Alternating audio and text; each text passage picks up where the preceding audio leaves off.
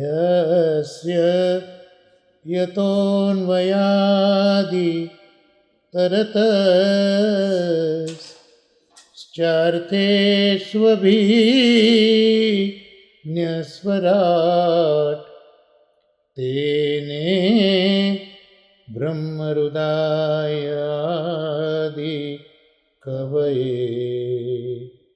મુહ્યન્તિ યત સૂરયઃ તેજો વારી મૃદાં યથા વિનિમયો યત્ર ત્રિસર્ગો મૃષા ધામ્ના સ્વેન સદા નિરતકુહકં સત્યં પરં ધીમહિ ધર્મઃ પ્રોષિત કૈતવોત્ર પરમો નિર્મત્સરાણાં સતાં વેદ્યં વાસ્તવમત્ર વસ્તુ શિવદં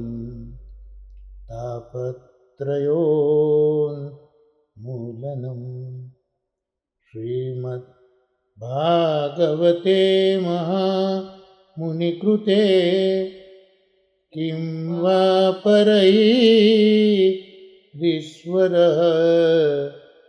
સદ્યો રુદ્યવરુદ્યતેત્ર કૃતિભિः શુશ્રૂષુભિः તત્ક્ષણાत् નિગમકલ્પતરોર્ગલિतं ફલં શુકમુખાદમૃતદ્રવ સંયુક્तं પિબત ભાગવतं રસમાલયં મુહુરહો રસિકા ભુવિ ભાવુકા.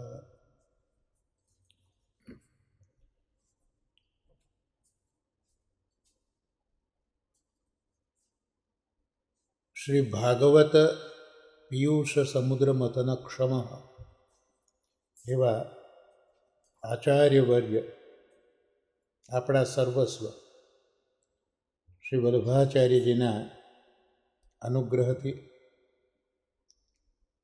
પરમ ભાગવતો, પરમ પૂજ્ય દાદાજી અને પરમ શ્રદ્ધેય પરમ પૂજ્ય નવનીત પ્રિય શાસ્ત્રીજીના આશીર્વાદથી આજે શ્રીમદ્ ભાગવતમાં પ્રથમ સ્કંદના 7મા અધ્યાયમાં 44મા શ્લોકથી આપણે અવગાહન કરીશું.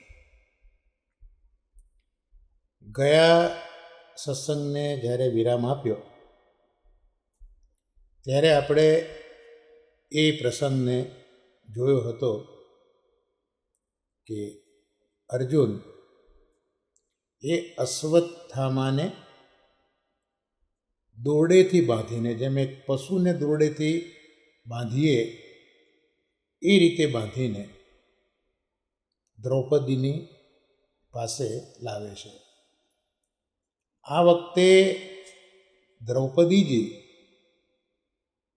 અશ્વત્થામાને જોઈને નમસ્કાર કરે છે. આમ તો પોતાના 5 પુત્રોને હણનારો આ વ્યક્તિ છે, પણ દ્રૌપદીજી પણ દયાની દીવાદાંડી બની ગયા, સ્નેહની સરવાણી બની ગયા અને એમને લાગ્યું કે વેરથી વેર શમતું નથી, એટલે એ તરત જ કહે છે કે આને તમે છોડી દો અને આ અશ્વત્થામાને ન મારવો જોઈએ એ ધર્મ વગેરે વાતો સમજાવવા દ્રૌપદીજી શ્લોકોમાં અર્જુનજીને કહી રહ્યા છે. જે 43મા શ્લોકથી દ્રૌપદીજીના કહેવાની શરૂઆત થઈ હતી અને આપણે વિરામ આપેલો હતો. એટલે હવે 44મા શ્લોકથી આપણે જોઈશું કે દ્રૌપદીજી હવે શું કહી રહ્યા છે. તો 44મો શ્લોક, 45મો શ્લોક એ બંને શ્લોકની સંગતિ છે. એટલે આપણે ક્રમશઃ 44 અને 45 શ્લોક એના આપણા ક્રમ પ્રમાણે સંધિ વિચ્છેદ અને અન્વયાર્થ જોઈશું અને એનો અનુવાદ એ આપણે સાથે જોઈશું. તો હવે 44મો શ્લોક દ્રૌપદીજી શું કહી રહ્યા છે. સરહસ્યો ધનુર્વેદ સવિસર્ગોપ સંયમ અસ્ત્ર ગ્રામશ્ચ ભવતા શિક્ષિતો યદનુગ્રહાત. સંધિ વિચ્છેદ જોઈએ આપણે તો સ વિસર્ગોપસંયમ, ત્યાં સંધિ વિચ્છેદ થશે સ વિસર્ગ વત્તા ઉપસંયમ. બીજી પંક્તિમાં યદનુગ્રહાત, ત્યાં યદ વત્તા અનુગ્રહાત આવી સંધિ છૂટી પડશે. અન્વયાર્થ જોઈ લઈએ પૂજ્ય દાદાજી આપેલો. તો ભવતા એટલે આપે, આ અર્જુનને સંબોધન દ્રૌપદીજી કરી રહ્યા છે. આપે યદ અનુગ્રહાત, જેમના અનુગ્રહથી, સ વિસર્ગ ઉપસંયમ, છોડવાની અને પાછું વાળવાની ક્રિયાવાળો,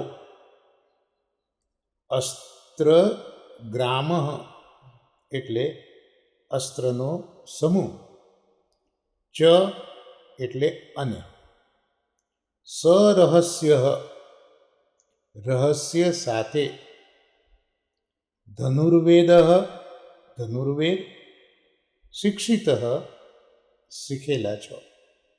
આ 44મા શ્લોકમાં સંધિ વિચ્છેદ અને અન્વય જોયા. હવે 45મા શ્લોકને પણ આપણે જોઈ લઈએ. સ એષ ભગવાન દ્રોણ પ્રજારૂપેણ વર્તતે તસ્યાત્મનોર્ધમ પત્ન્યાસ્તે નાન્ય ગાદ્વી રસુ કૃપી. સંધિ વિચ્છેદ જોઈ લઈએ તો બીજી પંક્તિમાં તસ્યાત્મનોર્ધમ, ત્યાં સંધિ છૂટી પડશે. તસ્ય વત્તા આત્મનઃ વત્તા અર્ધમ, અને પત્ન્યાસ્તે પત્ની વત્તા આસ્તે, અને નાન્ય ગા વિરસુહુ, ત્યાં સંધિ છૂટી પડશે. ન વત્તા અન્ય ગાત વત્તા વીરસુહુ. તો આ સંધિ વિચ્છેદ જો 45મા શ્લોકમાં એનો અન્વયાર્થ દાદાજીએ જે કર્યો એ આપણે જોઈ લઈએ. તો સહ એટલે તે, એષ એટલે આ, ભગવાન એટલે ષડગુણ ઐશ્વર્ય સંપન્ન, દ્રોણ શ્રી દ્રોણાચાર્ય પ્રજારૂપે એટલે પુત્ર અશ્વત્થામા રૂપે વર્તતે રહેલા છે. તસ્ય તેમના આત્મનઃ પોતાના દેહના અર્ધ ભાગ જેવી પત્ની એટલે પત્ની, કૃપી એટલે કૃપી, આસ્તે એટલે હયાત છે, અને વીરસુહુ વીરપુત્રને જન્મ આપનારી તે ન અન્વગાત પતિની પાછળ ગઈ નથી. આ અન્વય જોયો. હવે 44 અને 45 બંને શ્લોકનો સમન્વય અનુવાદમાં જોઈ લઈએ. અર્જુનને દ્રૌપદીજી કહી રહ્યા છે. 6 શ્લોકમાં દ્રૌપદીજી પોતાનો અભિપ્રાય ધર્મસંગત, પોતાની ભાવના સંગત વ્યક્ત કરી રહ્યા હતા. એમાં ગયા સત્સંગમાં એક શ્લોક આપણે જોયો હતો 43માં. હવે બાકીના 5 શ્લોકમાં આજે આપણે જોઈએ.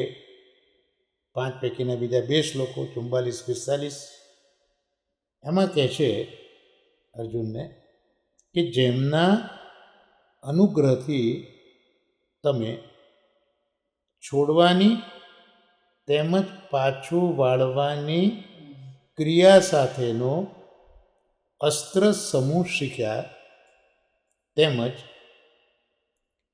રહસ્ય મંત્ર સાથેનો ધનુર્વેદ શીખ્યા. એ જ આ ષડ ગુણૈશ્વર્ય સંપન્ન ભગવાન દ્રોણાચાર્ય પુત્ર રૂપે અહીંયા રહેલા છે. તેમની અર્ધાંગના પત્ની કૃપી પણ હયાત છે. પરાક્રમી પુત્રનો જન્મ આપનારા તે પતિ પાછળ સતી થયા નથી. અર્જુનને હવે યાદ કરાવે છે એમના ગુરુએ શું અર્જુન ઉપર ઉપકાર કર્યો છે, અર્જુનને શું શું શીખવ્યું છે, એ દ્રૌપદીજી હવે અર્જુનને યાદ કરાવી રહ્યા છે. તો અહીંયા અર્જુનના ગુરુ દ્રોણાચાર્ય, એ દ્રોણાચાર્યની અંદર દ્રૌપદીજી ભગવાનના દર્શન કરે છે. એટલે દ્રોણાચાર્યની ઓળખ ભગવાન તરીકે આપી છે. શ્રીમદ ભાગવતમાં ઘણી જગ્યાએ અમુક વ્યક્તિઓને, વિશેષોને ભગવાન રૂપે વર્ણવ્યા છે. અહીંયા દ્રૌપદીજી ગુરુ દ્રોણને ભગવાન તરીકે ઓળખાવીને અર્જુનને કહી રહ્યા છે કે તમારા ગુરુનો તમે અનુગ્રહ તો જુઓ, કારણ કે ભગવાનનો સ્વભાવ અનુગ્રહ કરવાનો છે. તો એ તમે અનુગ્રહ તો જુઓ કે તમે શું શીખ્યા. તો એક તો કેટલા બધા અસ્ત્રોનો સમૂહ, યુદ્ધમાં અસ્ત્રો કેમ વાપરવા, ઘણા બધા અસ્ત્રો, એ કેમ છોડાય અને છોડેલા અસ્ત્રો કેમ પાછા વાળી શકાય. આ પણ, કારણ કે અસ્ત્ર છોડતા તો આવડે પણ પાછું વાળતા ન આવડે. દાખલા તરીકે અત્યારના મિસાઇલ્સ વગેરે છોડી શકાય છે પણ કોઈ પાછું નથી વાળી શકતું. અને અશ્વત્થામાનો જ પ્રસંગ જોઈએ તો અશ્વત્થામા પોતે પણ બ્રહ્માસ્ત્ર છોડી શક્યા, પાછું નહોતા વાળી શક્યા. ભગવદ આજ્ઞાથી અર્જુને જ અશ્વત્થામાએ છોડેલ અને પોતે છોડેલ બ્રહ્માસ્ત્ર પાછા વાળી શક્યા હતા. તો આ ખૂબ બધા અસ્ત્રો તો શીખ્યા, પણ એ અસ્ત્રોને કેમ છોડાય અને અસ્ત્રો કેમ પાછા વળાય, આ વિશેષ પ્રકારની શિક્ષા ક્રિયા એ આ તમારા ગુરુ દ્રોણ જે ભગવાન છે એમણે તમને શીખવી છે, એમના અનુગ્રહથી એ યાદ કરાવે છે અર્જુનને કે તમે આ યાદ તો કરો. બીજું, કેટલાય એવા મંત્રો જેમાં રહસ્ય રહ્યું હોય અને એ રહસ્ય મંત્રોથી બનેલો ધનુર્વેદ, કારણ કે ધનુષ્ય છોડવામાં અર્જુન પારંગત છે. એની પાસે જે ધનુષ્ય છે એ ધનુષ્ય વિદ્યા એ પણ તમે જો શીખ્યા હો તો આ ગુરુ દ્રોણની પાસેથી શીખ્યા છો તમે, એ યાદ કરાવે છે. અને એ જે ગુરુ છે એ આજે પોતાના પુત્ર રૂપે અહીંયા ઊભા છે. એટલે અશ્વત્થામામાં દ્રૌપદીજી ગુરુ દ્રોણના દર્શન કરે છે. એટલે અર્જુનને કહી રહ્યા છે કે જેની પાસે તમે આ બધા અસ્ત્રો શીખ્યા છો, ધનુર્વિદ્યા શીખ્યા છો,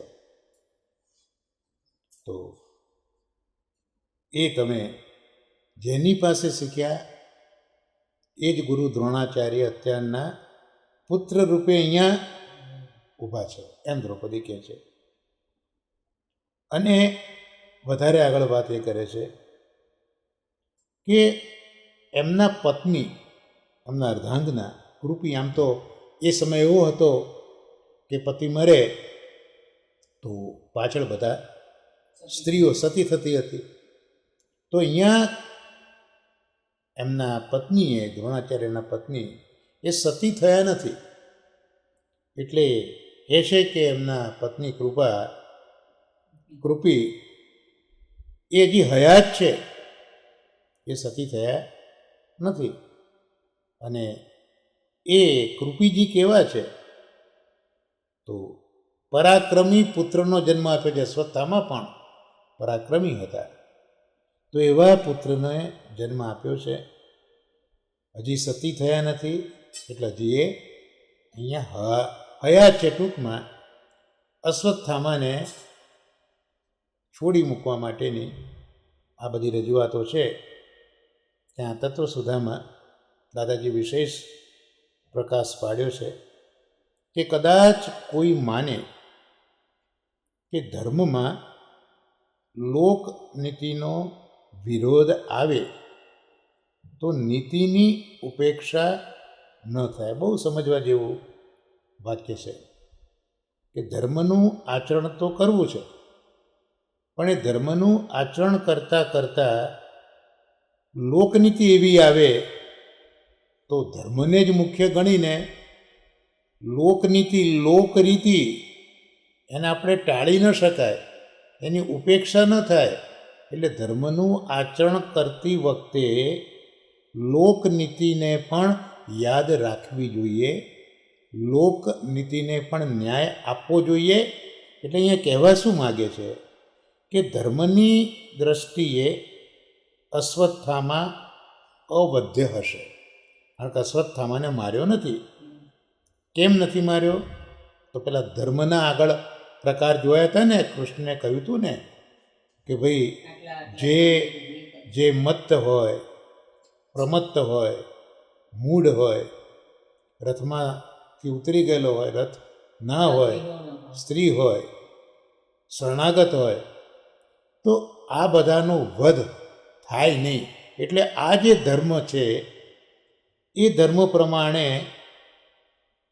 જે અશ્વત્થામા છે એનો વધ થઈ ન શકે, આવું ધર્મની દૃષ્ટિએ દ્રૌપદી સમજાવે છે.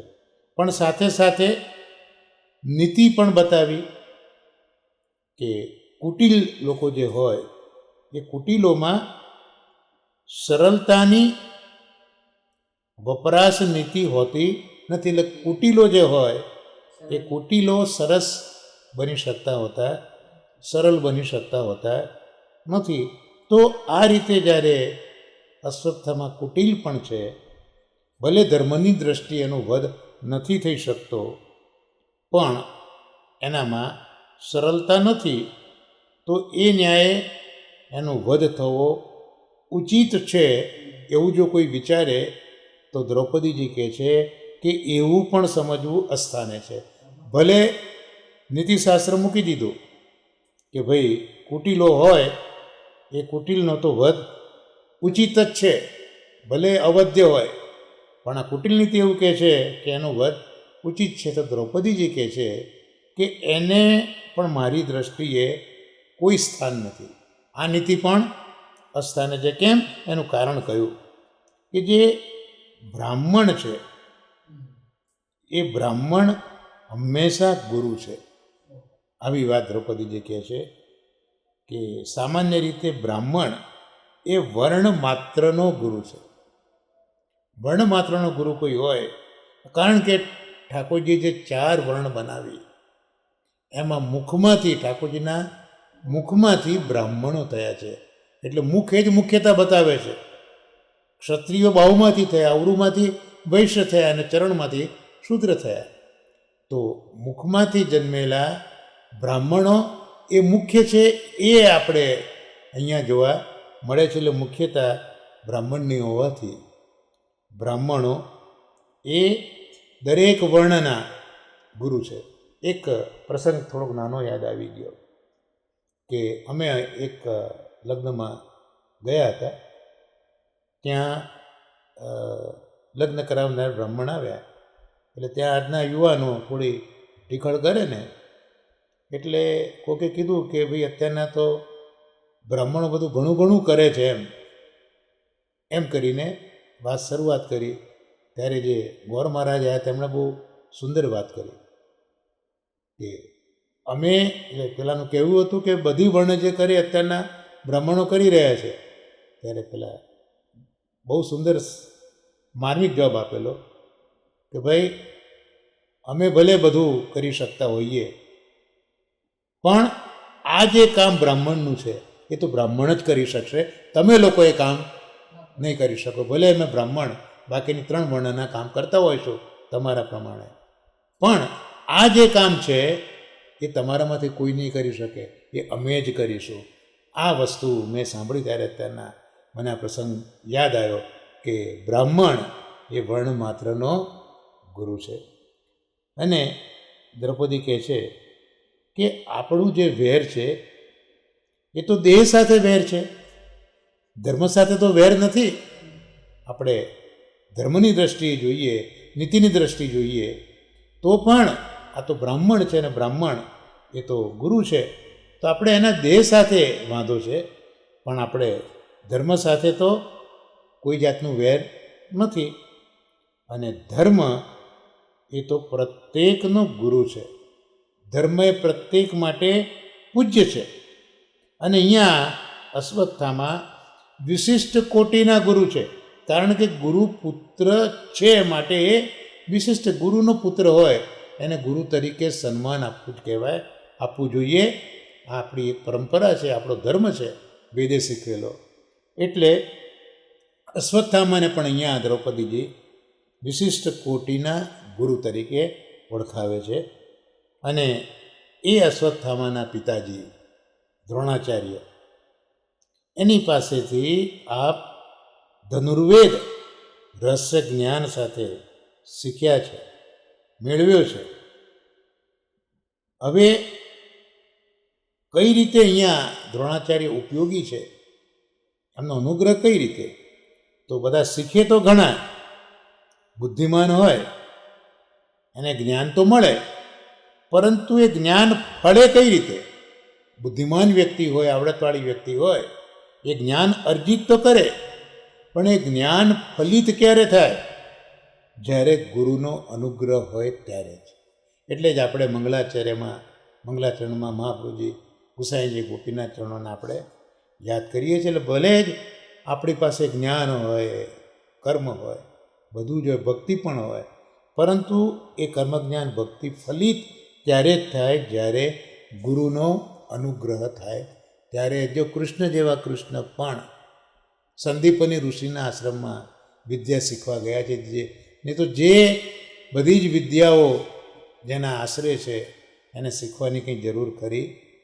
પણ સંદીપની ઋષિને ત્યાં એને બલરામજી ગયા છે અને વૈદિક સંસ્કાર થયા છે, પછી એ શીખવા ગયા છે. તો પ્રભુએ પણ આ ધર્મોનું તો પાલન કર્યું જ છે. તો ભલે બુદ્ધિમાનને જ્ઞાન મળે, પરંતુ ફળે તો ગુરુના અનુગ્રહથી. માટે લોકનીતિ કહે છે કે અપકારીના પણ ઉપકારી થવા લોકનીતિ બતાવી દ્રૌપદીએ. કે લોકનીતિ તો એવું કહે છે કે જેણે અપકાર કર્યો હોય એના ઉપર પણ ઉપકાર કરવો જોઈએ. જ્યારે તમે તો ઉપકારીના અપકારી બનો છો. એટલે અશ્વત્થામાને ઉપકારી કયો? કેમ? કારણ કે એ સ્વરૂપે અશ્વત્થામાના સ્વરૂપે જ ગુરુ દ્રોણ આવ્યા છે. એટલે આજે વિશિષ્ટ ગુરુત્વ અશ્વત્થામામાં દર્શન કરે છે કે જેણે તમને આ બધું શીખ્યું છે. એટલે એમનો તો તમારા પર ઉપકાર છે અને એ ઉપકારી ઉપર તમે અપકારી બની રહ્યા છો. નીતિ તો એવું કહે છે કે જેણે અપકાર કર્યો એના પર તમે ઉપકાર કરો, અને તમે તો ઓળું કરી રહ્યા છો. ઉપકાર કર્યો છે એના પર તમે અપકાર કરો છો. માટે હે નાથ, તમે મારું માનો, આ દ્રૌપદીજી અર્જુનને કહી રહ્યા છે. એટલે ધર્મ અને નીતિ બંને આ રીતે વધનો નિષેધ કરે છે. ધર્મની રીતે એ રથ વગરનો હતો અને નીતિ એ બ્રાહ્મણ પુત્ર છે. તો આ રીતે બંને રીતે આ વધ તમે જે કરવા તત્પર થયા છો તે યોગ્ય નથી. હવે અર્જુન સામે એવું કહેવા માગે છે કે ભાઈ વિદ્યા તો મને ગુરુદ્રોણે આપી છે, અને અશ્વત્થામાં એ કંઈ દ્રોણ તો નથી ને. એટલે અહીંયા સતી કહે છે આત્મા વૈ પુત્ર નામાસી. પોતાનો આત્મા જ પુત્ર રૂપે અવતરતો હોય છે. આ શ્રુતિ છે કે આત્મા જ પુત્ર રૂપે જન્મે છે. એટલે એ શ્રુતિના આધારે અશ્વત્થામાં એ દ્રોણ છે. શા માટે અહીંયા દ્રોણ તરીકે ઓળખ આપી? કારણ કે આત્મા જ પુત્ર રૂપે જન્મે છે. એટલે અત્યારના અશ્વત્થામાં એ પોતે દ્રોણ સ્વરૂપે આવ્યા છે. અને આ દ્રોણની અર્ધાંગના ગૌતમી, એટલે કૃપિનું બીજું નામ ગૌતમી, એ પોતે સતી થયા નથી. એમણે સતી થવાનો પ્રયત્ન તો કર્યો છે. એટલે સતી થતા હતા ત્યારે એમને રોક્યા છે. પ્રયત્ન તો કર્યો છે પણ એમને રોક્યા છે. એમને સમજાવ્યા. શું સમજાવ્યા? કે જે નિર્બળ સ્ત્રી હોય અને જે સ્ત્રીને પુત્ર ના હોય, એટલે અપુત્રવતી સ્ત્રી હોય, અને જે નિર્બળ સ્ત્રી હોય એ ભલે સતી થાય. એક વ્યવહાર હતો એ વખતમાં ને, જ્યારે તમે તો વીરપુત્રની જનની છો. એટલે આવું ગૌતમીને ઋષિએ સમજાવ્યું હતું કે ભાઈ તમે નિર્બળ પણ નથી કે તમે પુત્ર વગરના પણ નથી, પણ તમે તો એક વીરપુત્રના જનની છો. તમારાથી સતી ન થવાય. એટલે આ ઋષિ વાક્યોને ગૌતમીજીએ અનુમોદન આપ્યું છે. અને સાથે સાથે પોતાના પુત્ર ઉપરની વત્સલતા એ અહીંયા માતા દર્શન કરાવી રહ્યા છે.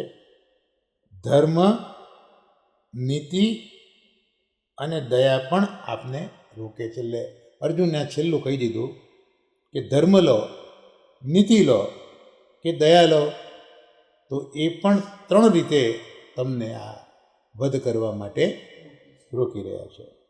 તો આ 44 અને 45 શ્લોકનું આપણે અવગાહન કર્યું. હવે 46મો શ્લોક, એટલે 6 શ્લોક જે આપણે છે એ પૈકીનો આ ચોથો શ્લોક.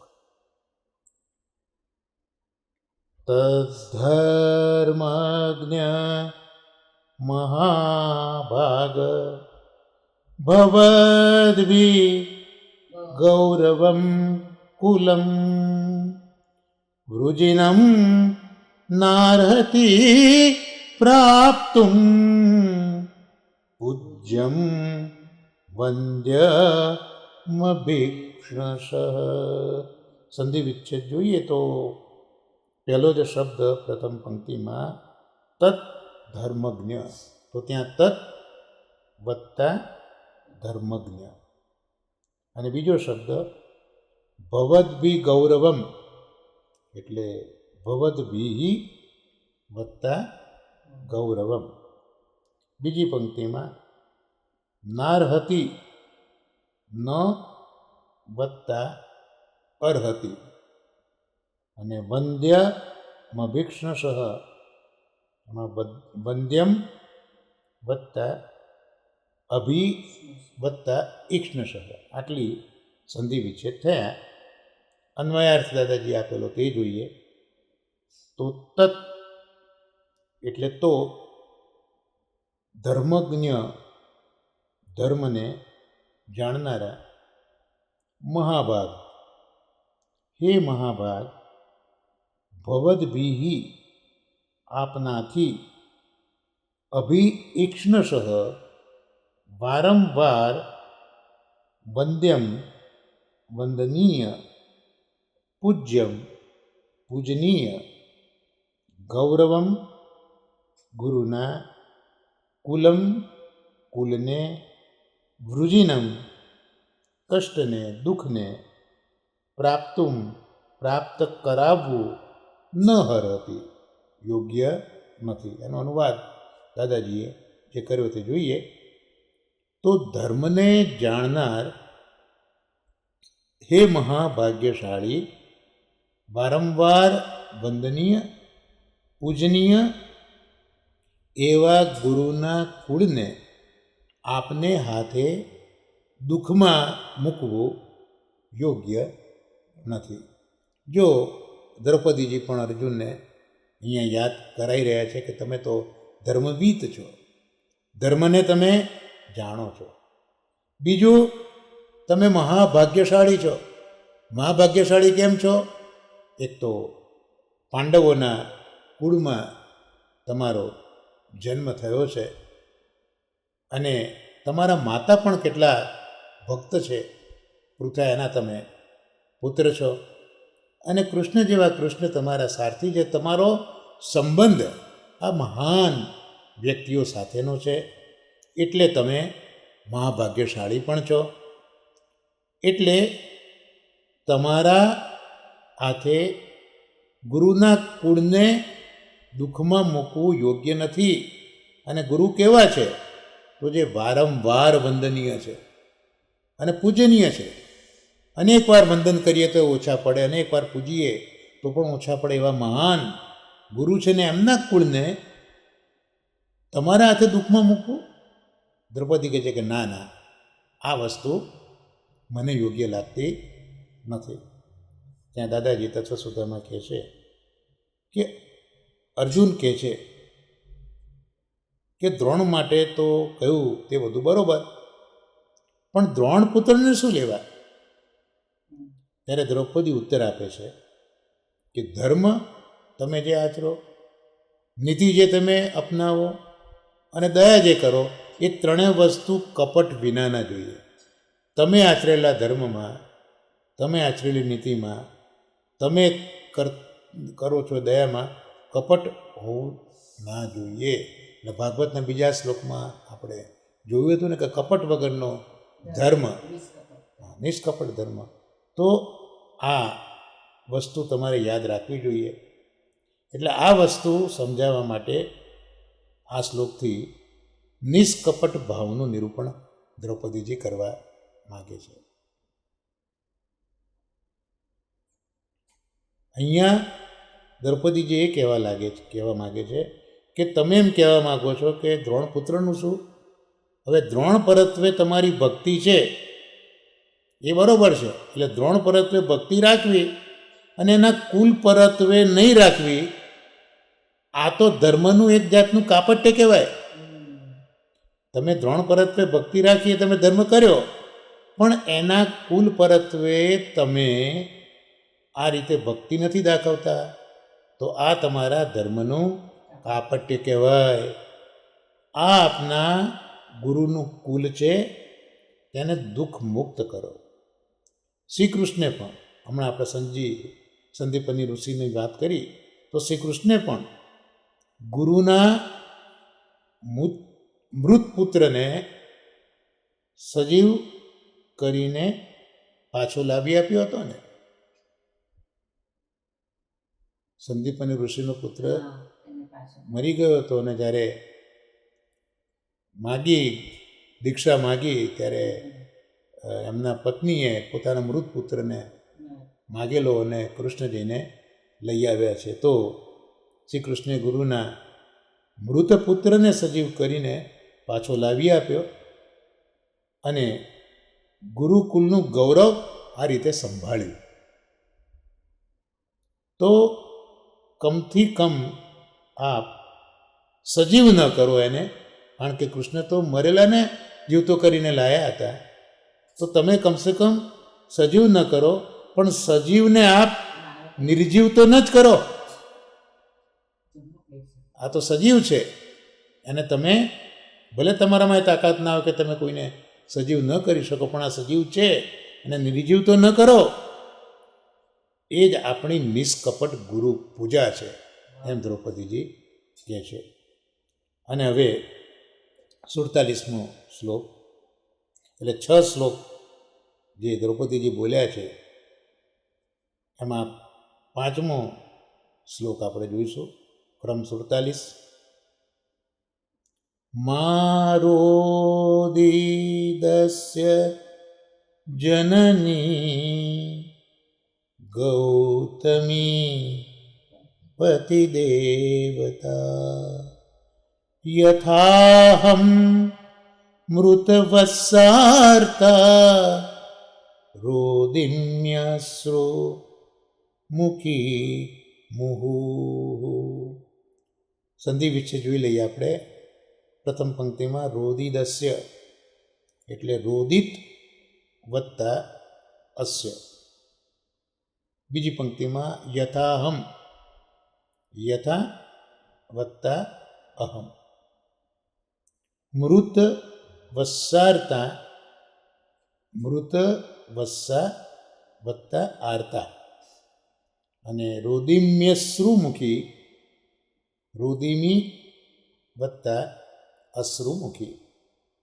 અન્વય દાદાજીએ કરેલો જોઈએ તો યથા એટલે જેમ, મૃતવત્સા મૃત પુત્રા, આર્તા દુઃખીની, અશ્રુમુખી અશ્રુ ભર્યા નેત્રવાળી હું, મુહુ વારંવાર, રોદીભી રુદન કરું છું, અસ્ય આ અશ્વત્થામાની, જનની એટલે માતા, પતિદેવતા પતિવ્રતા, ગૌતમી ગૌતમી, મા રોદિત ન રડે.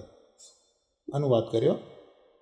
પુત્રોના મરણથી દુઃખી બનેલી અને નેત્રોમાંથી અશ્રુઓ સારતી વારંવાર હું જેમ રુદન કરું છું, એ રીતે પતિવ્રતા એવી અશ્વત્થામાની માતા ગૌતમી રુદન ન કરો. અહીંયા દ્રૌપદીજી પોતાની જાતમાં જાણે કે ગૌતમીજી આવી ગયા હોય એવો ભાવ પ્રગટ કરી રહ્યા છે.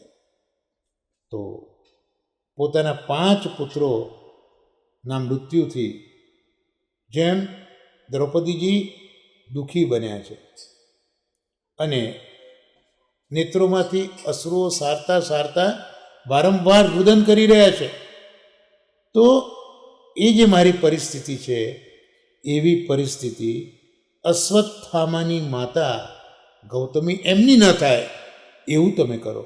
એટલે હું જેમ રડું છું વારંવાર અશ્રુઓ સારથી દુઃખી થઈને, તો કમસે કમ આ અશ્વત્થામાની માતાને એ દુઃખ ન થાય. આ દયાની દીવાદાળી એ આ દ્રૌપદીજી કહી રહ્યા છે. દાદાજી લખે છે કે ધર્મ વિશુદ્ધ તમે આચરો ક્યારે કહેવાય? તો જ્યારે સમત્વ બુદ્ધિ થાય, એટલે કોઈક વ્યક્તિ દુઃખી હોય એમાં તમે તમારી જાતને ગોઠવી દો, ત્યારે તમને ખ્યાલ આવશે કે દુઃખ શું વસ્તુ છે. તો ધર્મ વિશુદ્ધ ક્યારે કહેવાય? તો જ્યારે સમત્વ બુદ્ધિથી ધર્મને આચરીએ ત્યારે. સમત્વ બુદ્ધિ એટલે જે દુઃખ મને સતાવે, જે સુખ મને ભાવે, એ સામાન્ય પણ તેમ જ સતાવે અને સામાન્ય ભાવે. એટલે જે દુઃખથી હું દુઃખી છું એ દુઃખથી સામેની વ્યક્તિ દુઃખી થાય, અને જે સુખથી મને આનંદ છે તો સામેનાને પણ એ સુખ ભાવે. આ સમત્વ બુદ્ધિ કહેવાય. માટે એમ સમજી એ અશ્વત્થામાની માને તમે દુઃખથી બચાવો. આ જ સમત્વ છે, આ જ સમત્વમતીનો ધર્મ છે, અને આ જ સમત્વમતી ધર્મનો પ્રાણ છે. માટે હે નાથ, હું કેવલ મારા પુત્રોની મા નથી, કિંતુ પુત્ર વત્સલા માં છું. માત્ર મારો પુત્ર નહીં, પણ દરેક માના પુત્રની ભાવના સાથે હું જોડાયેલો છું. એટલે કોઈનો પણ પુત્ર હોય તો એના માટે પણ મારો ભાવ તો મારા પુત્ર જેવો જ છે.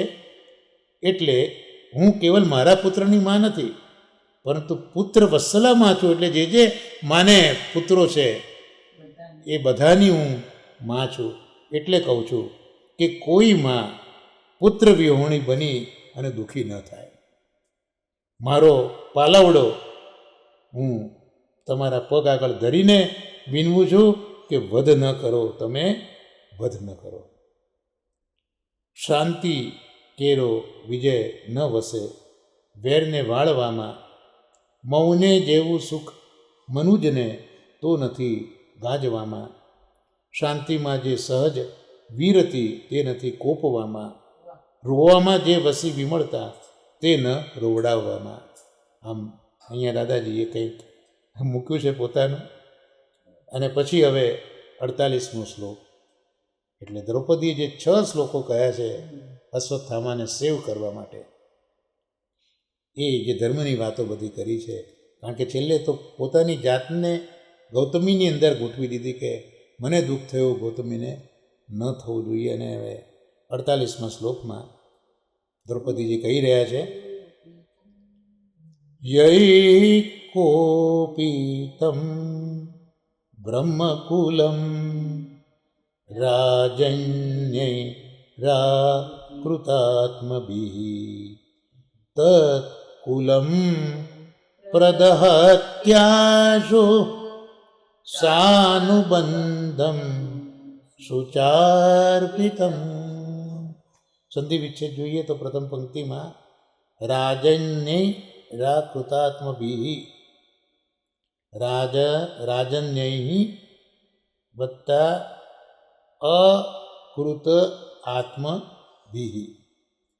બીજી પંક્તિમાં પ્રદહત્યાશો, ત્યાં પ્રદહતી વત્તા આશો, અને શુચાર્પિતમ, શુચા વત્તા અર્પિતમ. અન્વયાર્થ દાદાજીએ કરેલો જોઈએ તો અકૃત આત્મભિઃ એટલે અકૃતજ્ઞ એવા, યૈહિ રાજન્યૈ જે ક્ષત્રિય રાજાઓએ, બ્રહ્મકુલમ બ્રાહ્મણકુલ, કોપિતમ કોપાવેલું છે માટે જ, શુચા અર્પિતમ શોકમાં મૂકેલ છે, તત્કુલમ તે ક્ષત્રિય કુલને, સાનુબંધમ સપરિવાર, આશુ એટલે શીઘ્ર, પ્રદહતી એટલે બાળે છે.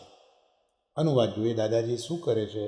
અનુવાદ તો અસંયમી જે રાજાઓ બ્રાહ્મણના કુળને કોપવાળું કરે છે તે ગુસ્સે થયેલું બ્રાહ્મણ કુળ, શોકયુક્ત કરનારા તે ક્ષત્રિય કુળને સપરિવાર શીઘ્ર બાળી અને ભસ્મ કરી દે છે.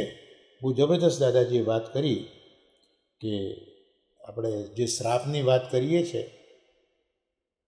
એ અહીંયા આડકતરી રીતે ભણાઈ જતી હોય એવું. લાગે છે કે શ્રાપ એ બાળી નાખતો હોય છે બ્રાહ્મણોનો. જેમ આપણે મહાત્મ્યમાં જ જોયું, પરીક્ષિત રાજાએ ગળામાં,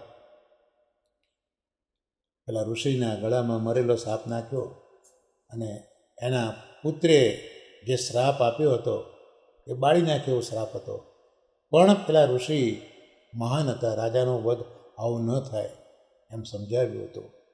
તો અહીંયા પણ સમજાવી રહ્યા છે અર્જુનને કે તમે આવું કરો એનો અર્થ એ થયો કે તમે અસંયમી રાજા બની ગયા, અને તમે જ્યારે આને મારશો એટલે એનો અર્થ એ થયો કે બ્રાહ્મણ કુળ છે એ ક્રોધવાળું થશે, કોપવાળું થશે.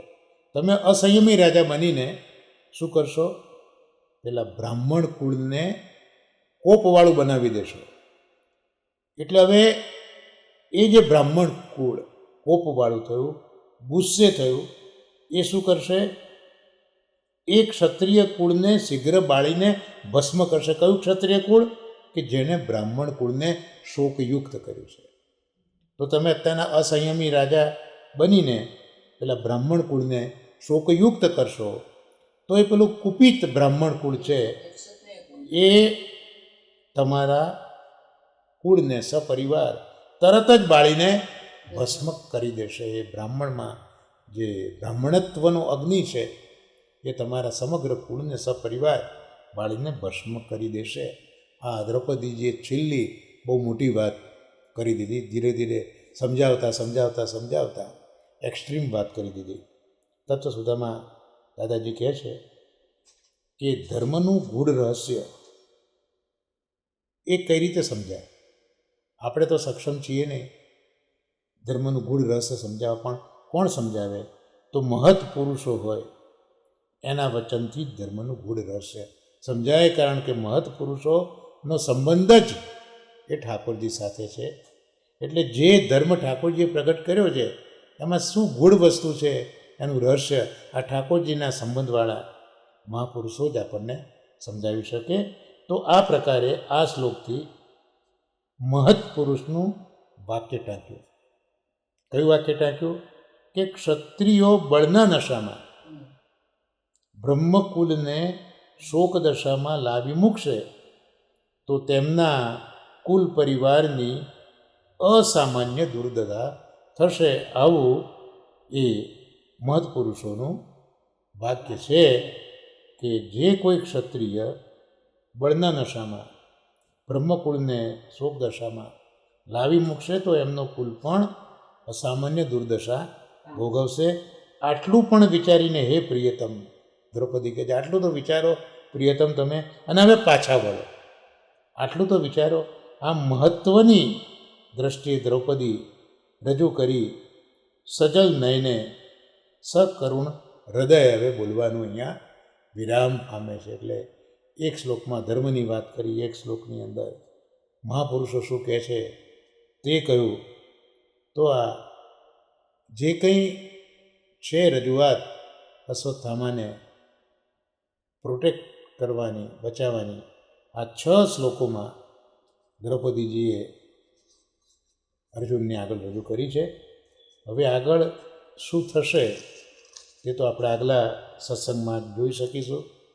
એટલે આગલા સત્સંગમાં આપણે આગળ વધીશું. આજે અહીંયા 43મા શ્લોકથી લઈને 48મા શ્લોક સુધીનું અવગાહન, 44મા શ્લોકથી લઈને 48મા શ્લોક સુધીનું અવગાહન આપણે આજે કરી શક્યા છે. તો હવે આપણો બાકીનો જે સમય છે એમાં આપણે જે પુરુષોત્તમ સહસ્ત્ર છે એ પુરુષોત્તમ સહસ્ત્ર સ્તોત્રનો પાઠ કરીશું. એમાં ગઈ વખતે આપણે 48મો શ્લોક એનું અવગાહન કર્યું હતું અને 207 નામ સુધીનો ક્રમ પંચમલાલજી રઘુનાથજીએ જે પ્રગટ કર્યા છે તે આપણે જોયા હતા. તો આજે 49મો શ્લોક આપણે જોઈએ છે. ચોથો સ્કંદ આપણો ચાલી રહ્યો છે. અનંત સુખ દાતા ચ બ્રહ્મકોટી પ્રજાપતિ સુધાકોટી સ્વાસ્થ્ય હેતુ કામધુકોટી કામદ. 208મું નામ અનંત સુખદાતા. પ્રભુ સુખોને આપનારા તો છે, પણ કેટલું સુખ? અનંત સુખ. અનંત સુખોને આપવાવાળા પ્રભુ છે. સુખ એટલે આનંદ. ભૌતિક સુખ કે ભૌતિક આનંદ, એની તો એક લિમિટ હોય, એની એક અવધિ હોય. જ્યારે શ્રી કૃષ્ણ જે સુખ કે આનંદનું દાન કરે તે અવધિ વગરનું હોય, અનંત બને. કારણ કે કૃષ્ણ પોતે જ અનંત છે, અનંત ગુણવાળા છે, અનંત છે. શ્રી કૃષ્ણ તો સુખનો, આનંદનો મહાસાગર છે. એટલે જ પરમાનંદાસજીએ ગાયું, આનંદ સિંધુ બળ્યો હરિત તન્મે. અને એ આનંદ બધે બ્રજની અંદર રેલાયો છે અને રાધાજીના હૃદયમાં આવીને અટક્યો છે. આવા પ્રભુનું સ્મરણ કરી તેઓના ચરણ કમલનું શરણ કરનારને અનંત સુખ પ્રાપ્ત થાય, જેવું પરમાનંદાસજી પણ પોતાના કીર્તનમાં રજૂ કરે છે. 209મું નામ બ્રહ્મકોટી પ્રજાપતિ. તો કરોડો બ્રહ્માઓને પ્રગટ કરનારા છે. આપણે એવું લાગે કે એક જ બ્રહ્મા છે, પણ એવું નથી. આ ગેલેક્સીમાં કેટલાય બ્રહ્માંડો છે અને કેટલાય બ્રહ્માંડોના પાછા કેકના બ્રહ્મ હોય. એટલે એક વખત ઠાકોરજીને મળવા માટે બ્રહ્માજી આવેલા, તે દ્વારપાળે રોક્યા. પેલા બ્રહ્માજી કહે છે, ભાઈ હું બ્રહ્મા છું. તો કે ભાઈ કયા નંબરના? હમણાં 6 નંબરના ગયા છે, તમે કયા નંબરના છો? તો આવી રીતે અનંત બ્રહ્માંડો છે. દરેક બ્રહ્માંડના કેક બ્રહ્મા હોય. તો કરોડો બ્રહ્માઓને પ્રગટ કરનારા પ્રભુ છે. પ્રજાપતિ એટલે બ્રહ્મા. બ્રહ્માજી સર્વ પ્રાણીઓનું સર્જન કરે છે એટલે પ્રજાપતિ કહેવાય.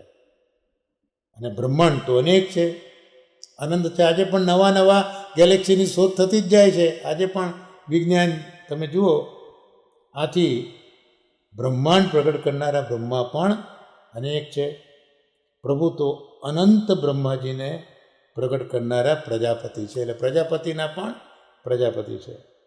એટલે જ બ્રહ્માજીએ કહ્યું છે ભગવાનને કે આ બ્રહ્માંડ, જ્યારે સ્તુતિ કરી છે ને બ્રહ્માજીએ, કે આ બ્રહ્માંડ પ્રકૃતિ, મહત્તત્વ, અહંકાર, આકાશ, વાયુ, અગ્નિ, જળ અને ભૂમિથી વીંટળાયેલો છે. આ 8 તત્વોની ગણના બ્રહ્માજીએ કરાવી છે.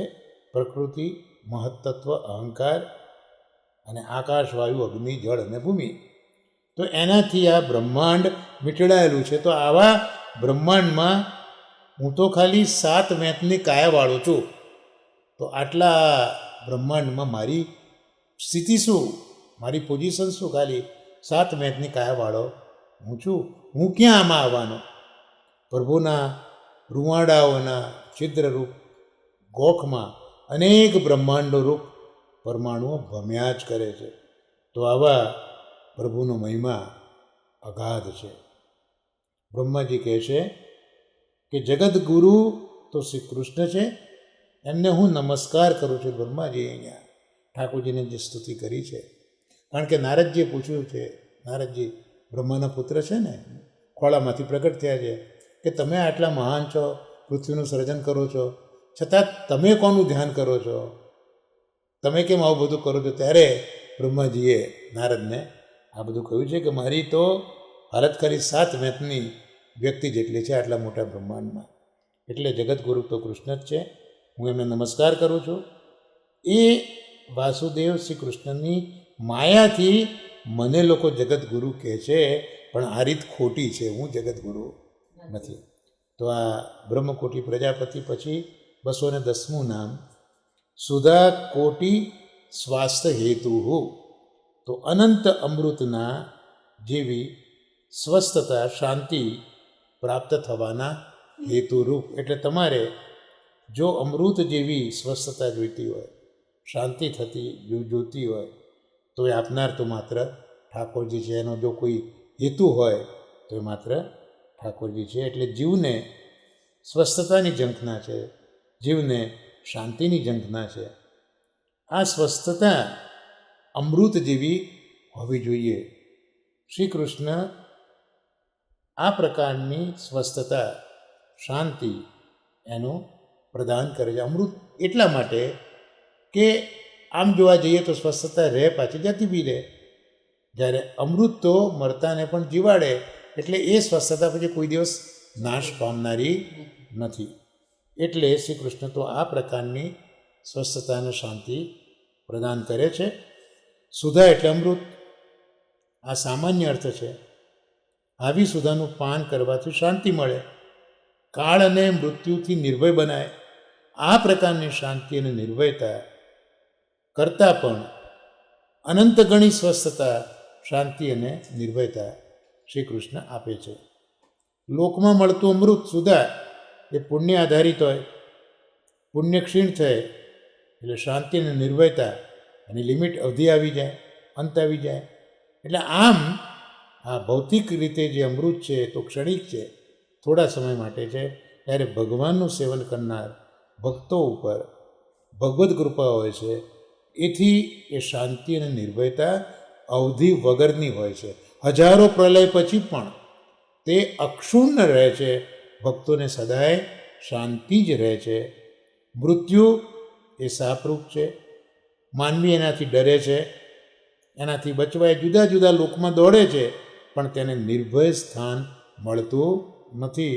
જો એ પ્રભુના ચરણ કમલનો શરણાગત બને તો જ નિશ્ચિત થાય છે, મરણ પણ દૂર થાય છે. અહીંયા દુર્વાસાજીને જ યાદ કરીએ તો એ બી મૃત્યુથી બચવા ક્યાં ક્યાં નહોતા દોડ્યા, પણ મૃત્યુથી બચી શક્યા નહોતા. છેવટે પ્રભુની પાસે જ આવ્યા. ભલે પ્રભુએ ભક્તનો પક્ષ લીધો ને ભક્તને મહાન બનાવ્યો છે, પણ છેવટે તો પ્રભુના ચરણકમળનો શરણાગત જ નિશ્ચિત બને. શ્રી ઠાકોરજી તો કથા સ્વરૂપથી પણ અમૃતનું જ વર્ષણ કરે છે. ગોપીજનો ગાય છે તવ કથા મૃતમ. તો ઠાકોરજી સ્વરૂપથી અને કથાથી પણ અમૃતનું વર્ષણ કરનારા છે. અને 49મા શ્લોકનું છેલ્લું નામ 211મું, કામ દુઃખ કોટી કામદઃ. તો અસંખ્ય કામધેનુઓની જેમ મનની કામનાઓ પૂર્ણ કરનારા છે. કામધેનુ એ ગાય છે.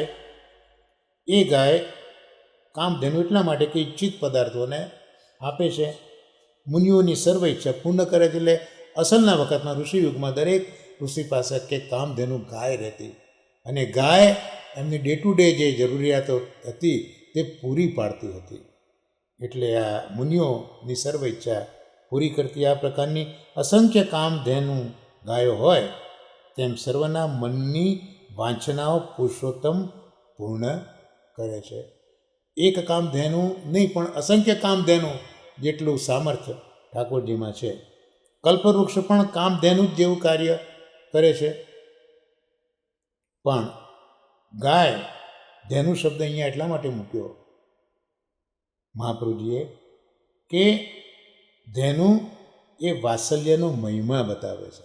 જેમ હમણાં જ આપણે દ્રૌપદીમાં વાત્સલ્યની વાત કરી, તો કલ્પવૃક્ષમાં ભલે શક્તિ હોય પણ એ વાત્સલ્યનું દર્શન નથી કરી શકતા. કલ્પવૃક્ષ નિશ્રેયસ જે બગીચો છે તેમાં કલ્પવૃક્ષ છે, માગેલું આપે છે, પણ એ માતૃ વાત્સલ્ય બતાવી શકતા નથી. જ્યારે કામધેનુ પણ કલ્પવૃક્ષ જેવું કામ કરતાં અધિકમાં એ વાત્સલ્ય પણ આપે છે. તો અહીંયા વાત્સલ્યનો મહિમા કામધેનુ કહીને બતાવ્યો છે. એટલે કામના ન કરીએ તો પણ અભિષ્ટ પદાર્થનું દાન એ કામધેનુ પ્રભુ આપણને કરે છે. કામધેનુના 4 ચરણ એ વેદાત્મક છે, અને 4 આચરણ એ ધર્મ, અર્થ, કામ અને મોક્ષને આપનારા છે. એટલે આ જે શબ્દ મેં અહીંયા મૂક્યો મારા વર્ણનમાં કે 4 આચરણ ધર્મ, અર્થ, કામ અને મોક્ષને આપનારા છે, આ રજૂઆત એ નિત્ય લીલાસ્ત તૃતીય ગૃહાધીશ બ્રહ્મર્ષિ શ્રી બ્રજેશ કુમારજી મહારાજે જે સાધન દીપિકા ગ્રંથ લખ્યો છે એમાં એમણે આ વાક્ય મૂક્યું છે કે ગાયના 4 આંચળ એ ધર્મ, અર્થ, કામ અને મોક્ષને આપનારા છે. તો આજે સહજ રીતે કાકુલી નરેશનું સ્મરણ થઈ ગયું. આજનો સત્સંગ આપ શ્રીના ચરણોમાં નિવેદિત કરી આ સત્સંગને વિરામ આપી આશ્રયપદના ગાન સાથે. ધમાડના દિવસો છે એટલે ગાઈશું. શ્રી વલ્લભ પ્રભુ કરુણા સાગર જગત ઉજાગર ગાઈએ. श्री वल्लभ के चरण कमल की बलि बलि बलि जाइए. वैष्णव सृष्टि समाज संग मिल जीवन को फल पाइए. श्री वल्लभ गुण गाइए याते रसिक कहाइए. श्री वल्लभ प्रभु करुणा सागर जगत उजागर गाइए. श्री गोवर्धन नाथ की जय. श्याम सुंदर श्री यमुने महारानी जी की जय. श्री वल्लभाधीश की जय. સર્વે વૈષ્ણવને મારા વર્ષના ભગવત અને વંદન.